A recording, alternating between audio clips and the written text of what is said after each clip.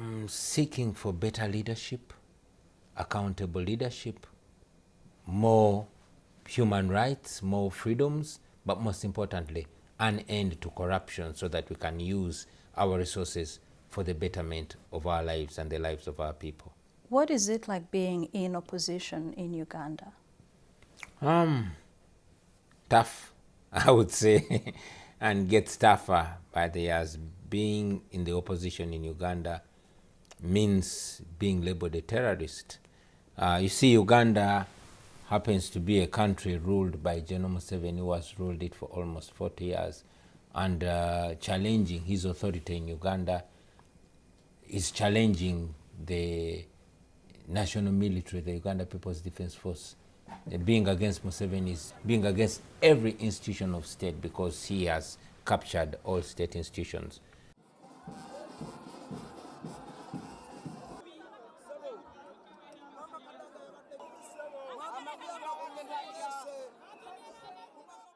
So many things have changed in your country in terms of how long a president can stay, in terms of term limits. Age limit have been scrapped. Are you running again for president in the next year's election? These are two questions in one. So many things have been changed in our constitution, but all these have not been changed for the betterment or better governance of Uganda, but for the sustenance of the Museveni regime. In 2005, he changed the constitution to remove term limits. He keeps changing the constitution to his convenience. And that's why we insist on saying that we must move beyond individuals. Do I intend to run against him? Definitely. I've said this time and again that I've offered myself to my team. You know, if my team still believes that I can lead them to challenge General Museveni again, I'm available. You have been a name, a presence in the political landscape of Uganda for a while now. How relevant do you think you still are to the Ugandan youth? Like I said, it is not just me. The question should be, how relevant are the ideas that I represent to the Ugandan youth? And they are very relevant, because I speak about the reality. I'm presenting in black and white the option to the situation that we are living under right now.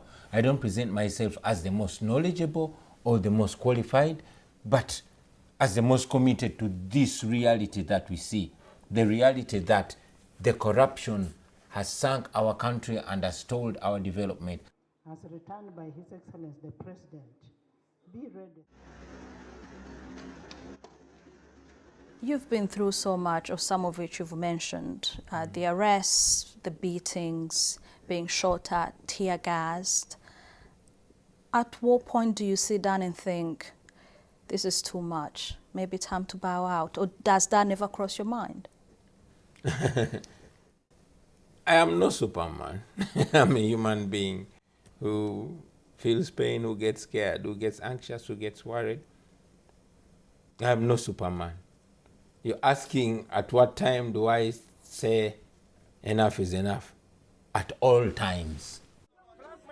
Every time I'm under attack. Every time another brother is abducted, another person is killed. Every time I visit my friends in prison, I'm like, enough is enough. But again, there's no alternative to this. This is a one-way mission. Either getting our freedom or we die trying. I call upon the international community to be involved in this. How? The role of the international community is to give attention to what's happening in Uganda. I know that so much is happening in the world, but let us also get some attention, because Africa, especially sub-Saharan Africa, plays a big role.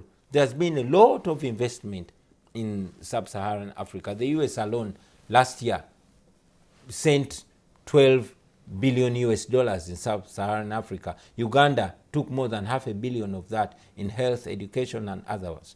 We appreciate that.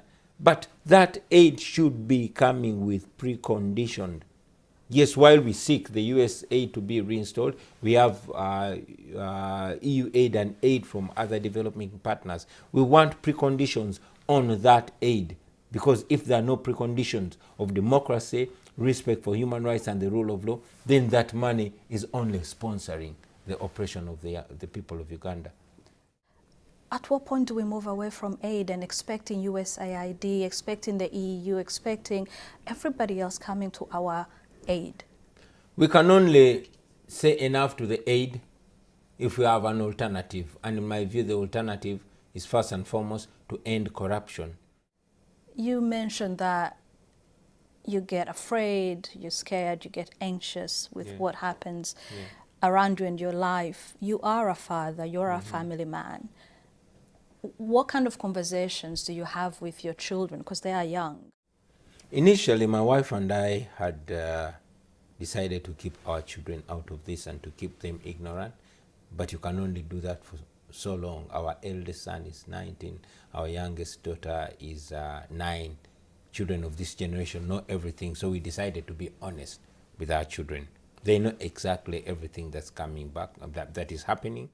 I mean, they've been lucky enough to travel with me out of the country a couple of times, and they've seen better governed country.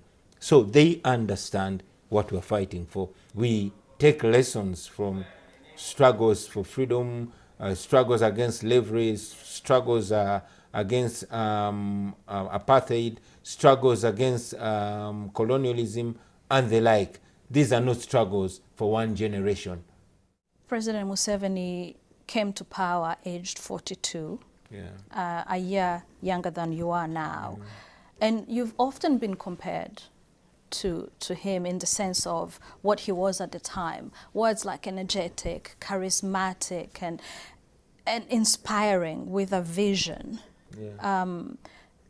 Is there a danger that you yourself could end up being looked at the same way as you are looking at President Museveni of 2025? Yes. Yes, it worries me, because clearly Museveni was an amazing person. It worries myself. I was named after Robert Mugabe. He was a great revolutionary of the time. Our leader of opposition was named after Museveni because he was a great revolutionary. These guys meant good, or at least it looked like that. But we also know that power corrupts, and absolute power corrupts absolutely. We must constantly remind ourselves. But we know that we as individuals are prone to human weakness. Therefore, first, we want to build a team of like-minded people that can hold each other accountable. But most importantly, once we get there, we want to build strong institutions that can outlive human weakness and human greed. So we want to empower a nation, for that nation to be able to hold leaders accountable, so that at the end of it all, we have leaders that are actually servants to the people, that actually fear to offend people, to mess up things. But as of today, the people fear the leaders. As of today, people are accountable to the leaders. It's supposed to be the other way around.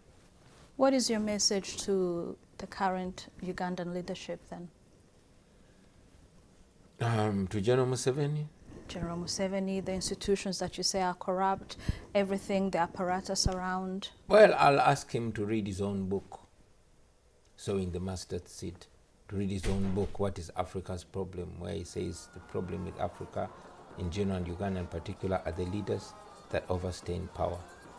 And just to remind them that as Africans, we are taught that a man is as good as his word. Respect your word. Keep your word. That is the only way we're going to respect you